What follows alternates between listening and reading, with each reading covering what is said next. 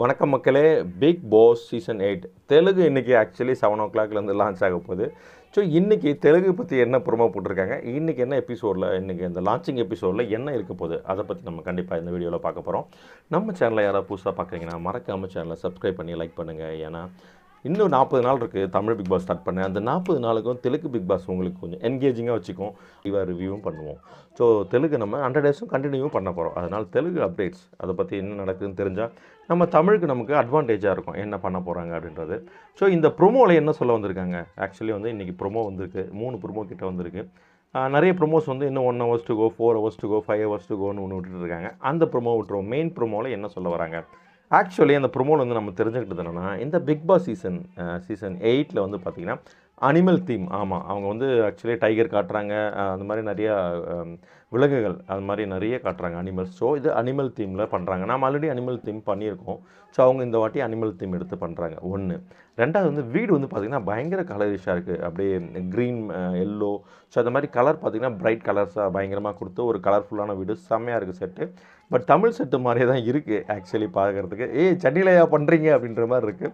இந்த Telugu pattern set வந்து இல்லாமல் தமிழ் பேட்டர்ன் செட்டு மாதிரி இருக்குது. ஒருவேளை தமிழ் டீம் தான் அங்கே போயிருக்காங்களான்னு தெரியல.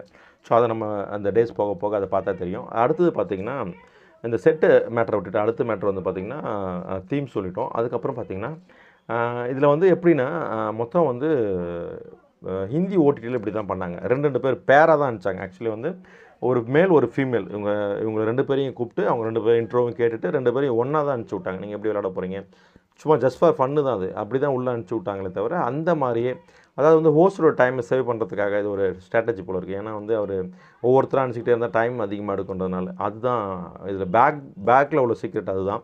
பட் நமக்கு புதுசாக பண்ணுறாங்களே அப்படின்ற மாதிரி இருக்கும். ஸோ அப்படி தெலுங்குலேயும் அந்த மாதிரி வந்து மொத்தம் 14 கண்டஸ்டன்ட் தான் இன்றைக்கி உள்ளே போயிருக்காங்களாம். ஸோ அதில் வந்து ஒரு மேல் ஃபீமேல் ஒவ்வொருத்தராக கூப்பிட்டு பேசி அவங்கள பற்றி உள்ளே என்ட்ரி பேராக அனுப்பிச்சி விட்ருக்காங்க. ஸோ மீதி பேர் வந்து கம்மிங் வீக்ஸில் வந்து வைல்ட் கார்டாக உள்ளே போகிறாங்க. அதுதான் வந்து இப்போதைக்கு இந்த கண்டஸ்டன்ட் பற்றியான ஒரு அப்டேட். அதுக்கு அடுத்து பார்த்திங்கன்னா ஃபஸ்ட் டேவே வந்து அதெல்லாம் பண்ணுறதுக்காக நானி வந்து ஆக்சுவலி ஒரு சீசன் பிக் பாஸ் தொகுத்து வழங்கியிருக்காரு. ஸோ நானியோட படம் ஆக்சுவலி வந்து அது வந்து சூர்யா சாட்டர்டேன்னு தமிழில் வந்திருக்கு. தெலுங்கில் வந்து சனிவாரம் சரி போய்த்தே அப்படின்னு ஒரு டைட்டிலோடு வந்திருக்கு. அதில் வந்து பிரியங்கா மோகன் நடிச்சிருக்காங்க. ஸோ இவங்க 2 பேரையும் கூப்பிட்டு அந்த மூவி ப்ரொமோஷனுக்காக வந்திருக்காங்க. அவரை தான் நாகார்ஜுனா சார் கலாய்க்கிறாரு. நானி ஒரு சின்ன ஹெல்ப்பு, உங்களுக்காக என்ன வேணால் பண்ணுவேன் சார் சொல்லுங்கன்றாரு. ஒன்றும் இல்லை, நான் ஒரு ஹாலிடேக்கு வரைக்கும் போயிட்டு வர ஒரு 4 வாரம் ஒரு 4 வீக்ஸ் நீ கொஞ்சம் ஹோஸ்ட் பண்ணுறியா, ஐயோ அப்படின்றாரு. ஸோ அப்புறம் வந்து இவர் ராணா டகுபதி அந்த இவங்க ஆக்சுவலி வந்து நித்யா, ஆமாம் நித்யான்னு ஒரு ஆர்டிஸ்ட், அவங்க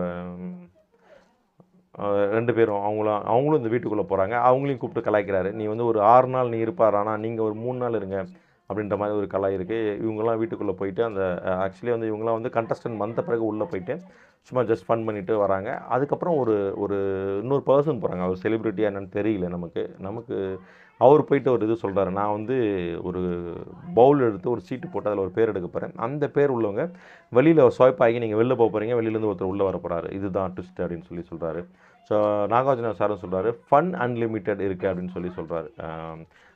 ஒரு வாட்டி முடிவு பண்ணிட்டா இதில் வந்து நிறுத்தவே முடியாது, நான் ஸ்டாப் தான், கண்டென்ட் வந்து அப்படி இருக்கும் அப்படின்ற மாதிரி தான் நாகார்ஜுனா சாரும் சொல்லியிருக்காரு. பார்க்கலாம். இந்த ப்ரொமோ வந்து ரொம்ப பில்டப்லாம் இல்லாமல் அது சட்டிலாக தான் ப்ரொமோஸ் விட்ருக்காங்க. ஸோ ஷோவும் வந்து 7 to 10 அப்படி தான் இருக்கும்னு நினைக்கிறேன். ஏன்னா டபுள் என்ட்ரி, அவங்களோட பர்ஃபார்மன்ஸ் 2 பேரும் தனித்தனியாக பர்ஃபார்மன்ஸ் தான் பண்ணுறாங்க. ஸ்டேஜில் தான் கூப்பிட்டு ஒன்றா வச்சு ஒரு டாஸ்க் மாதிரி பண்ணி ஸோ ஒன்றா அனுப்பிச்சி விட்றாங்க. ஸோ இதுதான் வந்து ஹிந்தி ஓடிடியில் நம்ம பார்த்தது இப்படி தான் இருந்துச்சு. ஸோ பார்க்கலாம். இந்த தெலுங்கு லான்ச்சிங் எபிசோடை பார்த்துட்டு திரும்ப கண்டிப்பாக நம்ம லைவ் வரோம். இது அந்த லைவில் நம்ம டீட்டெயிலாக அந்த ஷோ எப்படி இருந்துன்னு நம்ம பேசுவோம். நாளை இருந்து நம்ம ரிவ்யூவும் ஸ்டார்ட் பண்ணுவோம். நன்றி மக்களே. சேனலில் யாராவது புதுசாக பார்த்தீங்கன்னா மறக்காமல் சேனலை சப்ஸ்கிரைப் பண்ணுங்கள். நாமளும் சொல்கிறோம் ஃபன் அன்லிமிட்டட் தான். ஒரு வாட்டி கமிட் ஆகிட்டா நம்ம கண்டிப்பாக இந்த ஷோ 100 டேஸ் தொகுத்து வழங்குவோம். ஸோ ரிவ்யூ பண்ணுவோம். ஸோ சப்ஸ்கிரைப் பண்ணுங்கள், லைக் பண்ணுங்கள். தேங்க்யூ மக்களே. Thanks for your support.